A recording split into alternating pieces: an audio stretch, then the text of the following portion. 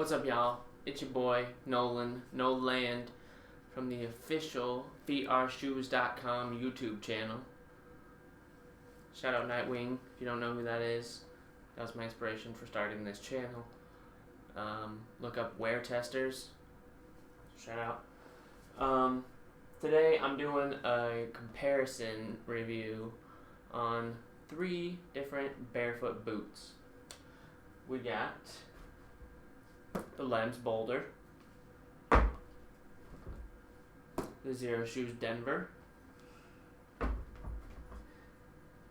and the Vivobarefoot Tracker FG. Now, these two are pretty similar. This one is a lot more heavy duty than the others, but we're still going to talk about all 3. So, let's start with like the weight. It's funny, this one looks like it has more material, but this is the lighter shoe. The Lems, this is a size 45. It's weighing in at 10.09 ounces for one shoe. The Denver is coming in at 12.06 ounces for an 11.5. That's one shoe. And the Vivo is a 19.63 ounce boot. So it's a bit more heavy there. If we look at the upper,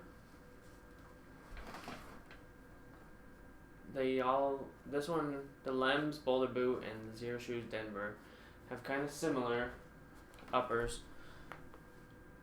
They're both like canvas, it feels like, but the Denver boot just feels tougher. Like it almost feels like jeans, like denim. This one is really flimsy. I think it's nylon, so it's a lot more flimsy than this canvas. So yeah, and due to that, this one is actually warmer too. It's winter time right now, so that's kind of important. Yeah, this one's warmer than the Lems, but the Vivo is warmer than all of them, for sure. And then on the inside of these, we got the flannel on both of them, which is really soft. So like the Lems, it's just like a nice soft touch, but the XeroShoes, they're warmer. So I mean, it just gives you that cozy flannel feeling. This one is just, it kind of makes it softer. So yeah.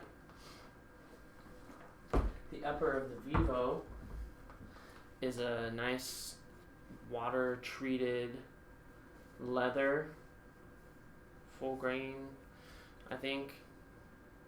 I don't know, it's really nice leather, and it's a bit more like puffier on the inside. It gives you a more sense of protection compared to the others, for sure. And it's got a gusseted tongue, so like the tongue comes all the way up to here. Like the boot is basically sealed all the way up to this point. This point, like right before the hook laces, it's waterproof, sealed all the way up to there. So yeah, this one definitely is outshines the others. This one's more utility for sure. This has become my winter boot. I go to this one like every day pretty much.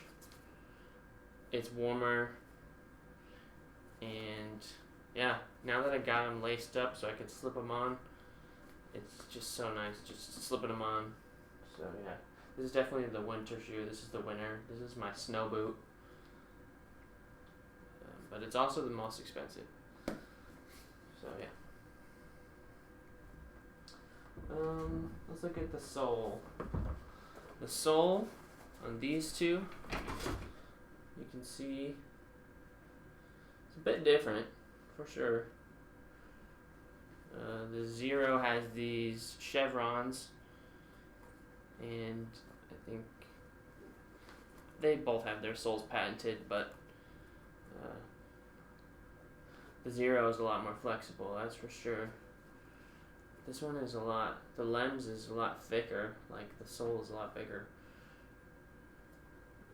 It's actually, I think the sole on the Lems is 9 millimeters, and then the sole on the Xero is 4 millimeters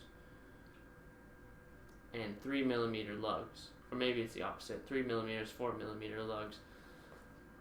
But yeah, so the sole is like a lot more flexible, but then they have the lugs that stick out for more traction, especially like off-road, like dirt kind of environments. This one, the XeroShoes, is a lot more grabby in the snow.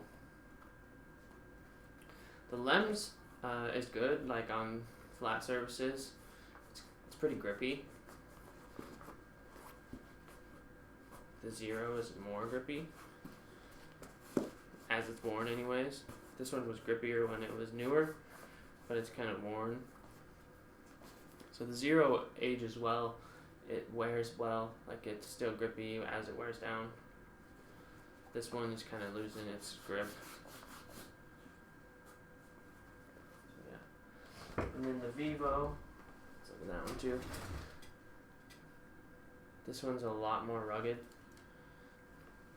It's got this really aggressive pattern here, and it's stiffer. Well, yeah, it's stiffer than the other two for sure.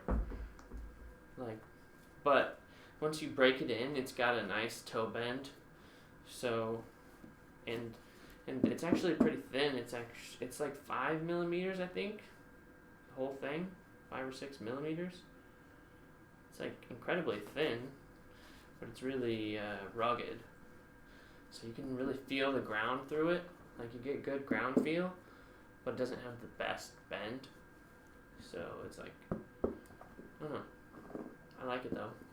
It's good protection, and it grips great, and I get around great in the snow in these.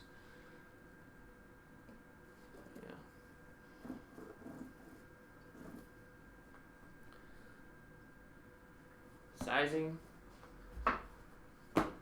These two, the Lems Boulder boot and the Vivo tracker, they run small in my opinion. I went a size up in both of these to a 45. Normally I'm an 11.5 or a 44, so I had to go up to 45. The Denver, however, fits true to size, 11.5. And they put their EU for 11.5 is 44.5. So, yeah. Toe box. Really, all three of them have they all three have pretty generous toe box. I have no real complaints with any of them. When I first got the Denver, it was it seemed snug, but like the way that the sole is and the materials has give to it, so like they kind of broke in and they don't feel snug anymore. But they all have adequate toe room, that's for sure. Let your feet splay. Yeah, let's just show you a few views like this. Next I'm going to talk about barefoot accuracy. So, barefoot accuracy is which one's the most similar to being actually barefoot. So, I'll put them in order here.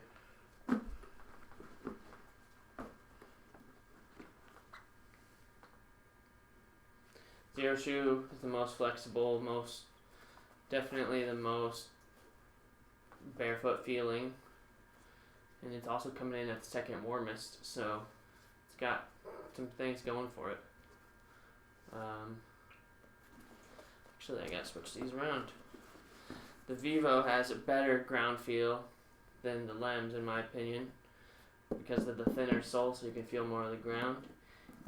Even though the sole is a little less flexible, it still feels more flexible. It's hard to explain. The Lems is just so thick. I think that's the problem for me, at least. So the Vivo comes in second for barefoot accuracy, and then the Lems is in last. Yeah, so I'd give the Xero like an 8 out of 10. Vivo a 6 out of 10, and this one like a 4 out of 10 for the barefoot accuracy. And you can't talk about the comparison without talking about their price, right? The Lems and the Xero, these are pretty close in price, I guess. The Lems, I think, goes for $125 to $150. They also have leather options and a waterproof option.